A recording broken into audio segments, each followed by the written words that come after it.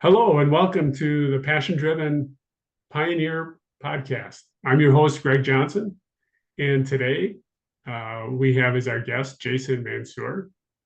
And Jason is a business owner, and I'm going to let him give a little introduction here of who he is and what his business is. And Jason, I just want to say again, thank you for joining us. Yeah, thank you, Greg, and appreciate the opportunity to be on here today. Um, myself, Jason, I've predominantly been in the transportation supply chain space. Most of my career, spent about 15 years in that. Kind of got dabbled in it right after college and started to understand what freight brokerage looked like and that world that comes with it, and immediately fell in love with it. Today, I'm the CEO of Yellow Diamond Logistics, or Yellow Diamond Consultants, and we are a mid-market freight brokerage helping shippers and or other logistics companies, in some cases, manage transportation on their behalf. In addition, I'm the founder of a company called Navix.io. Navix is a technology focused organization, SaaS-based product that helps streamline the back office for other transportation and logistics companies. So invoice capturing, invoice auditing, bringing rules and SOPs and workflows to that world, the world of invoicing and payments and things of that nature when it comes to supply chain and freight management in particular, certainly is needed some improvement. So decided to create a company to support that. I think it's interesting, when I speak to entrepreneurs, that it is not unusual for them to have more than one business activity going on. And that's certainly the case with you as well.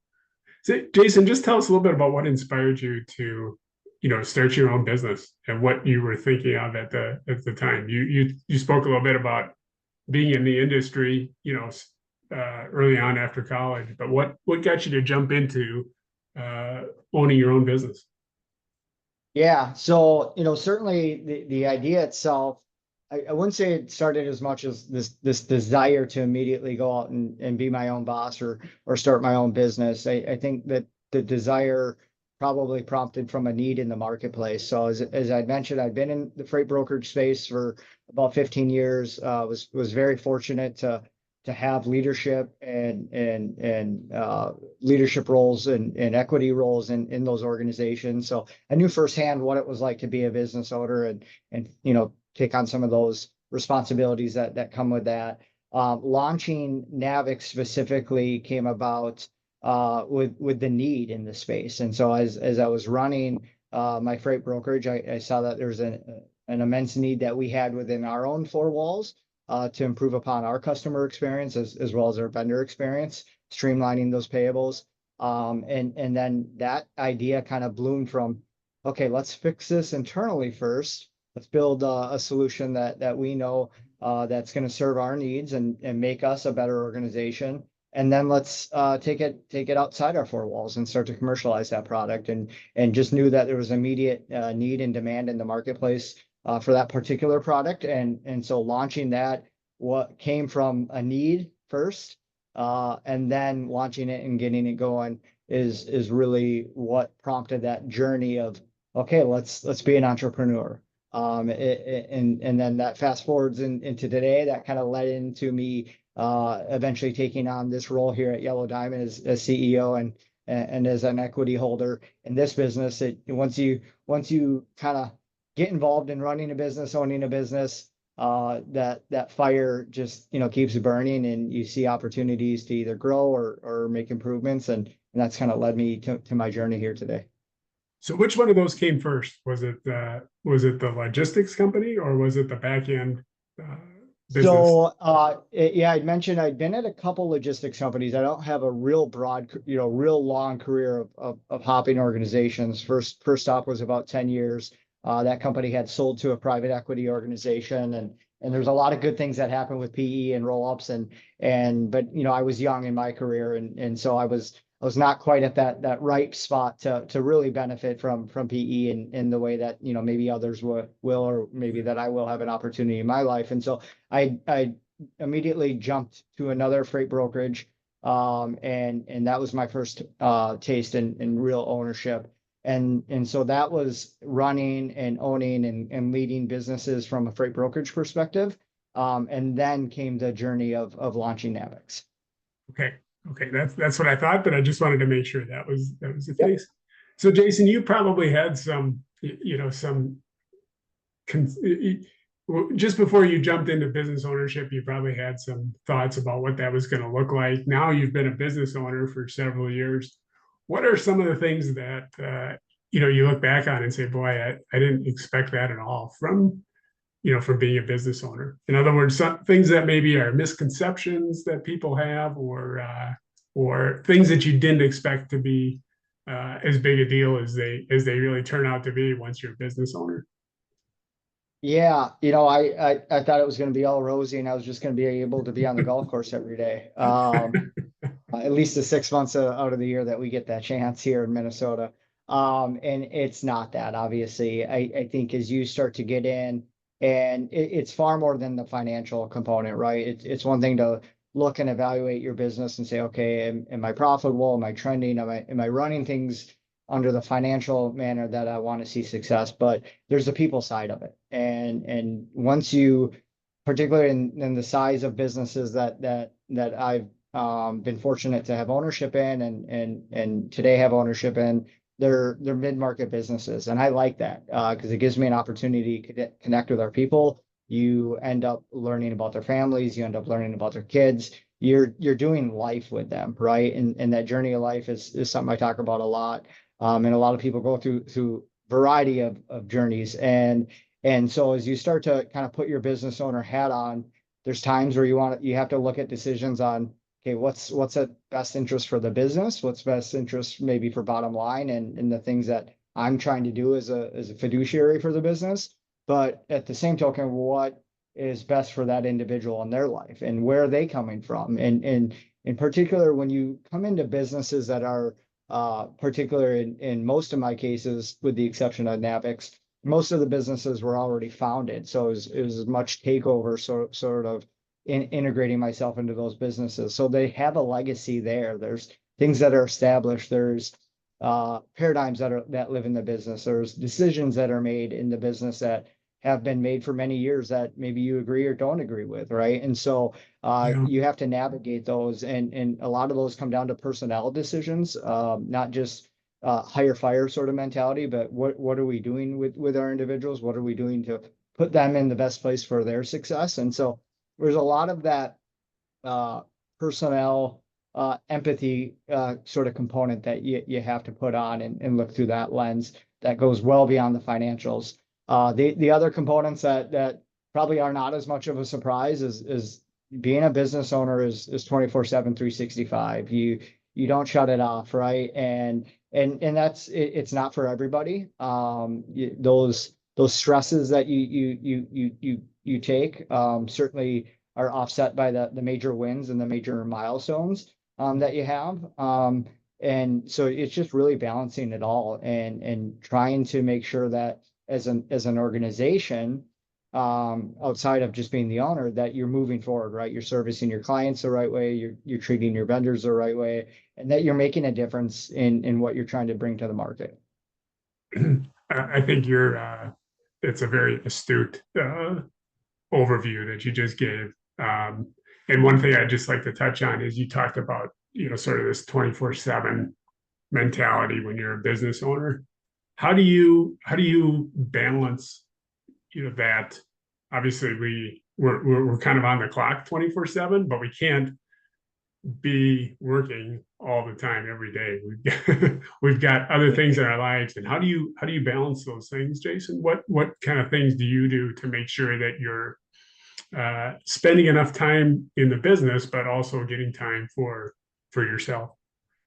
Yeah, so I look at it obviously both professionally and personally. So professionally, I try to balance my professional calendar and my professional involvements, in a manner that if I'm committing to something, that I'm not overcommitting. And certainly when you talk about lessons learned, that would be an area of lessons learned, maybe the hard way, right? I'm certainly somebody who always wants to help, and whether it's other friends of who own businesses, or people I get asked to be on boards, a fair amount.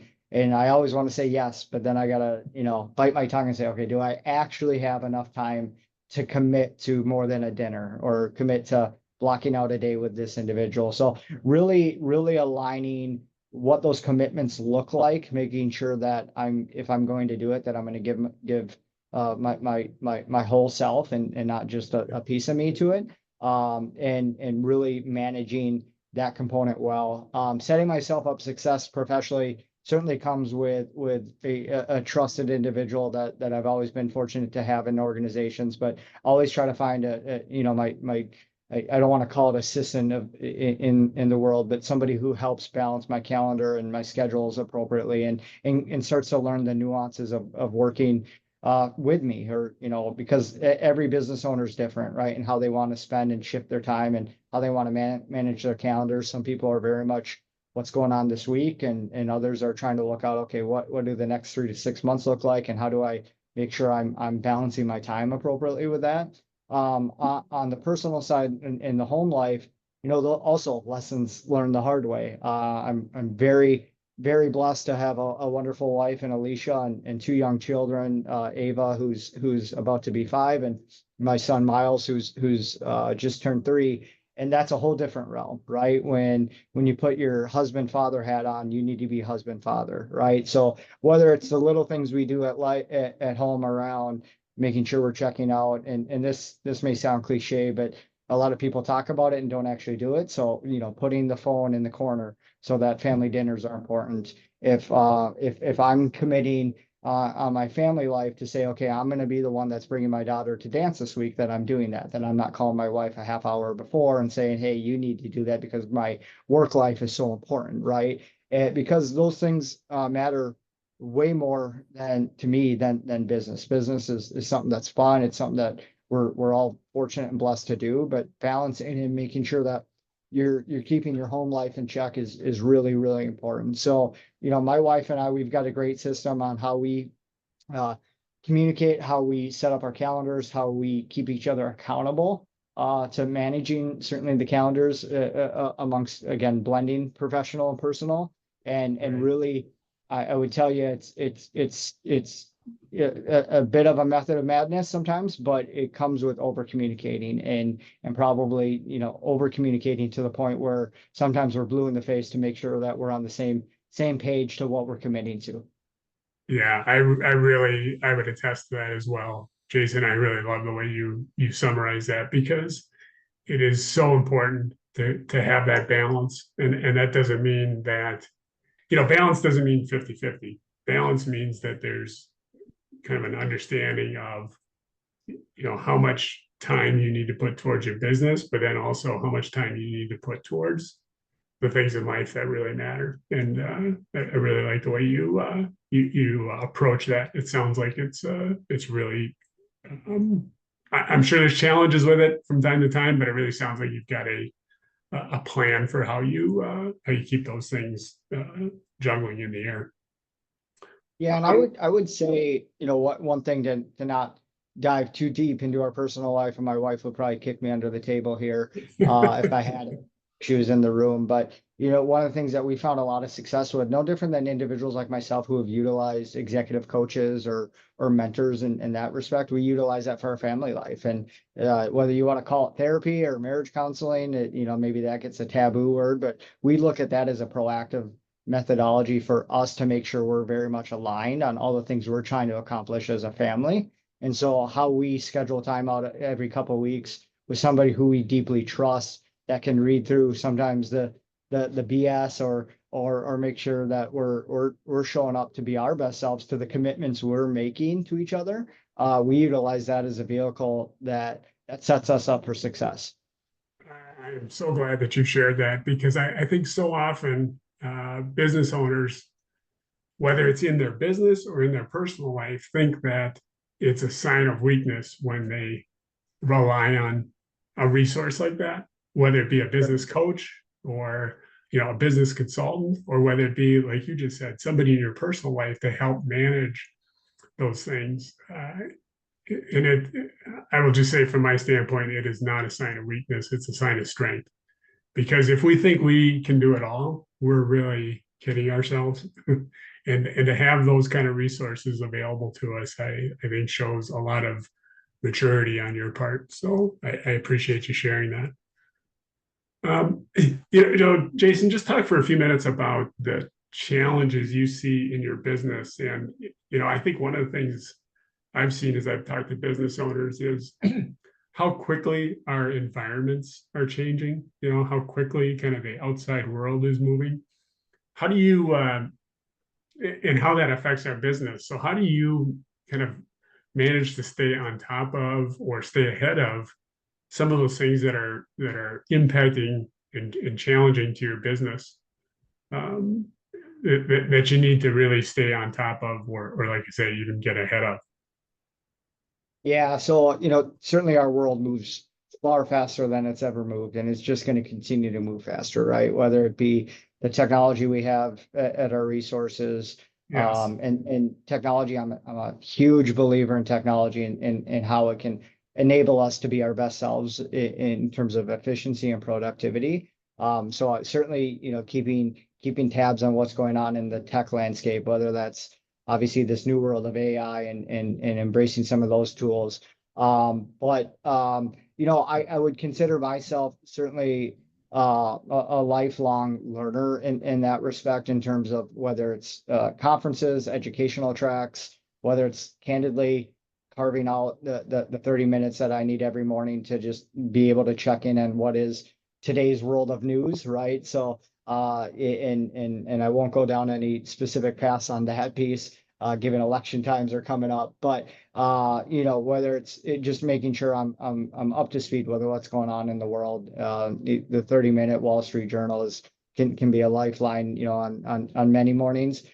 Fortunate to travel a lot as well. Fortunate and unfortunate, I should say. Traveling's a whole other balance that you throw into life. But that Yeah. time that I get on an airplane, I may not always be the most friendly one that you want to sit down and get that 2 hour conversation with. I try to make that, pretty apparent. I'm not an ass about it by any means, but when I look at that time as really valuable for me to candidly disconnect from what is my in the world, like grinding away sort of mentality, to say, okay, what am I doing? What's going on in our world, whether it's tech related, whether it's in our world, it's always changing, particularly on the freight management side, whether there's insurance stuff going on, what the demand cycle is like.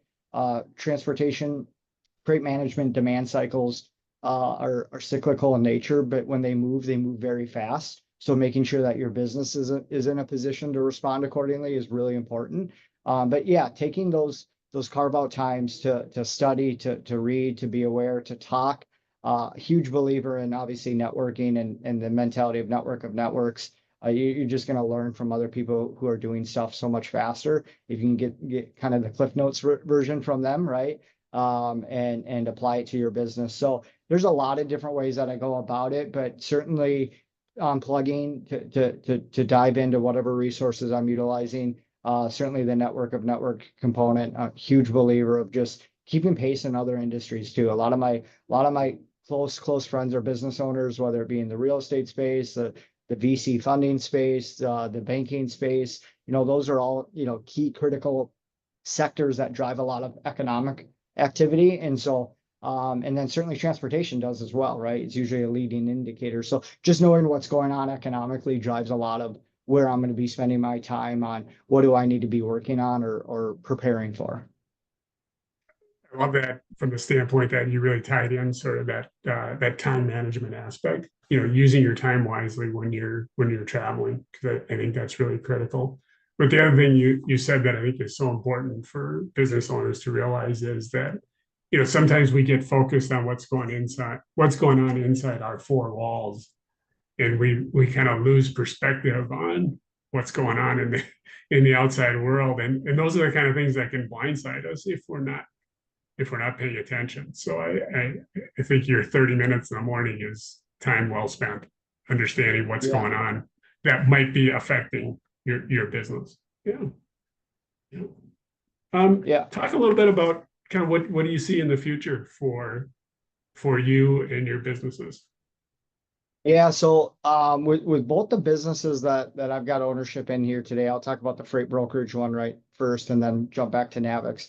Yellow Diamond, we're on a journey of significant growth. We're fortunate to have a founder that started our business in Kyle Wilson, and he started with the true entrepreneur sort of mindset. Like, I'm sick of working for somebody else. I want to go get my own business going, and he did an amazing job setting the foundation, setting the platform for growth, getting the core components of our business set up for success. And he had a lot of success doing so.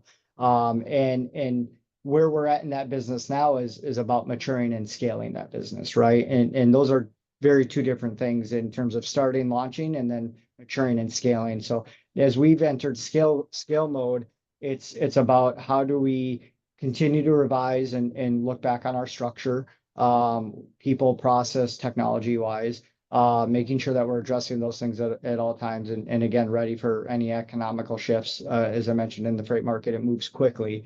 So making sure that we set that up for scale and success. We're about a $50 million organization today. Our sights are $100 million over the next couple of years. I've been fortunate to be through this a couple times. So I've got some of those ingredients for success, and whether that's attracting talent, attracting the right sort of demand into the business to help us grow and scale. And so there, it's really about having our weekly components with our leadership team, where we utilize EOS traction to run our business. And so huge believers in that operating system, and allowing it to drive the metrics that we need for our business, right? Whether it's our scorecard, whether it's our weekly L10, whether it's our quarterly rocks, we're huge believers in that. Are we perfect? No. But fortunately, as again, somebody who's been in it and utilizing that method for over 10 years, I've learned what works well, at least in my head, and try to bring it to our business, and allow others to find success with it. So that really helps us prepare our business, execute on our plan that we revisit, obviously annually and then quarterly. And so we're going to grow and scale that business. There's not an end day in sight, or something that we're trying to chase necessarily. We have a lot of fun in this business. Our market itself is cyclical in nature. Also, beyond the economic side, as M&A opportunities come up, we're not in a rush or chasing any of those sort of things as we exist as a business today. It's not meant to just grow and exit. We've got a foundation that we see a long runway, and can have a lot of fun here at Yellow Diamond. And so we're excited about that. With Navix, that's been hyper growth. And that we really bootstrapped that business for the first couple of years, utilizing our own cash from an ownership structure. And then we went out and did a seed series raise, as we started to bring in some other individuals. And then we completed our Series A earlier this year, that team would be able to talk a lot more about. Excuse me. But that business has been about preparing for hyper growth. So we've had great tech in place. That tech continues to get enhanced.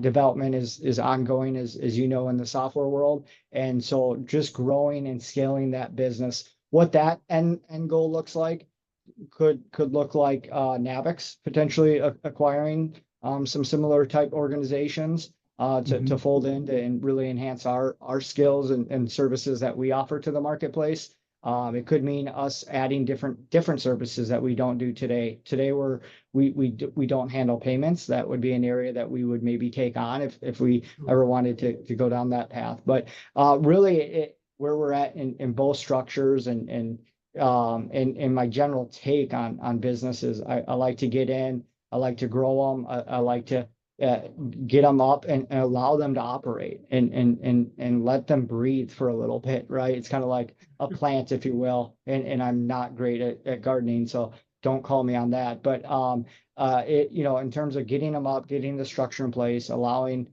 those things to really bloom and have good rides. And then you evaluate where they're at in their life cycles. And so some life cycles are forever, and some are shorter. Some maybe are 5 or 10 year life cycles. And we just evaluate those through our annual planning. That's awesome. Yeah. I like that picture as you were speaking. I got in my mind of, sometimes we think about business growth as being this line going up, right? Up, up, and up. It's really more of steps, right? We step up, we hit a plateau, we step up, we hit a plateau, we work through whatever issues are causing us to hit that plateau, and then we get to the next level. And I totally agree with you that a system like EOS is great for entrepreneurs. It's just geared right towards what they need to run their business and keep a good grip on it. So I Yeah. applaud you for using that system. Yeah, growth is definitely not linear, right? And I wish it was. Yeah, It'd be much easier to sit down with whenever we need to with banks and things of that nature or other investors and explain to them, yeah, it's just going to go like this, and here's the hockey stick that we hit in this magical 18-month period, right?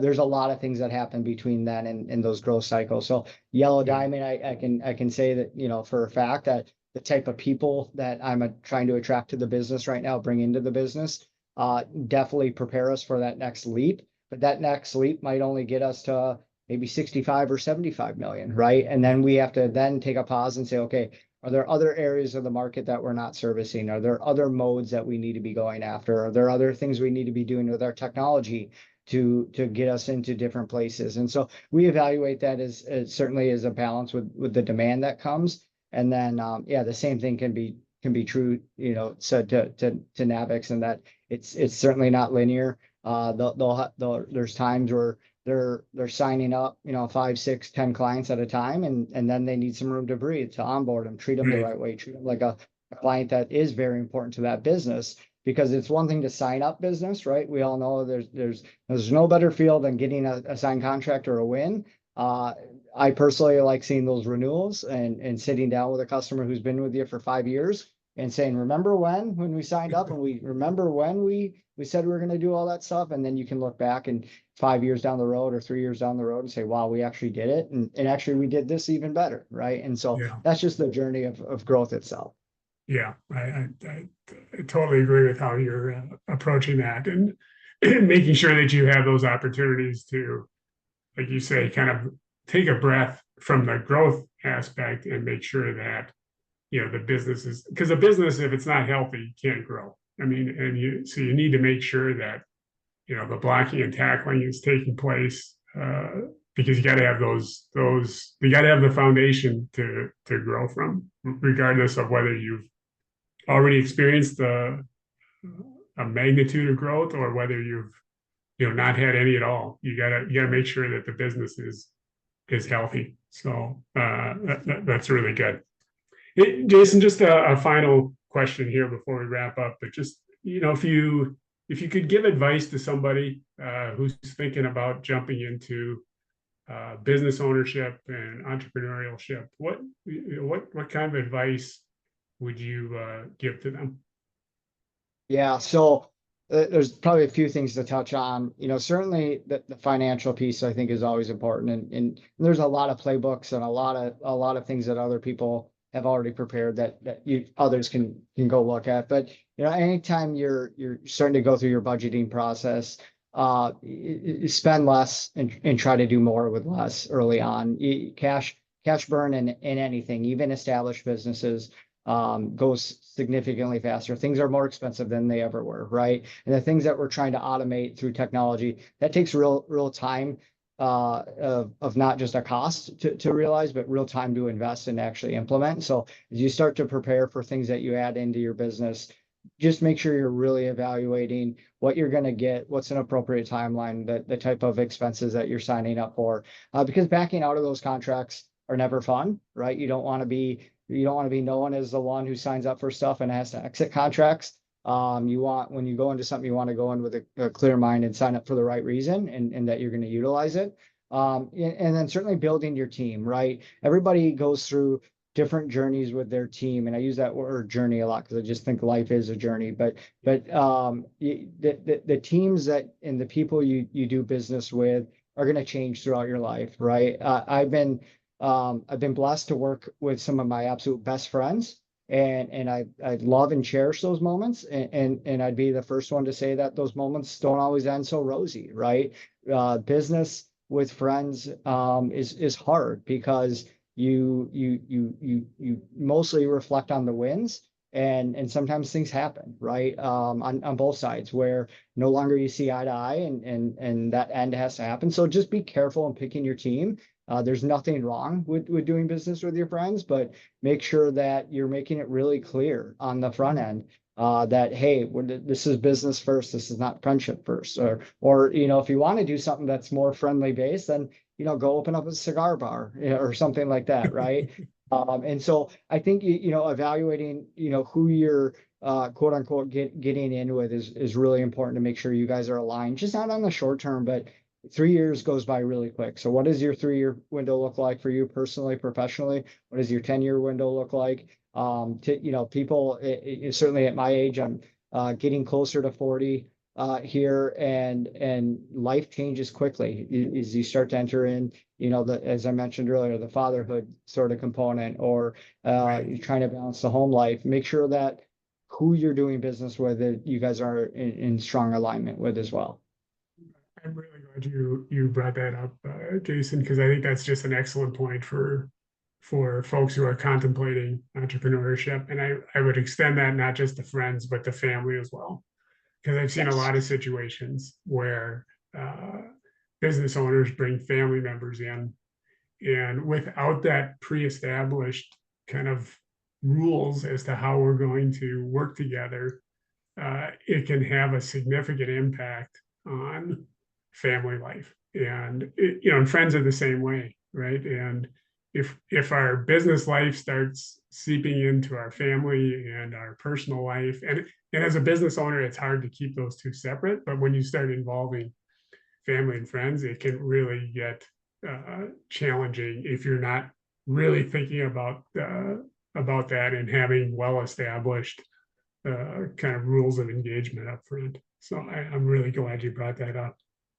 Well, Jason, thank you so much for joining us today. It was great meeting you and learning more about your entrepreneurial journey. It's just fascinating to hear your story and how far you've come in such a short period of time.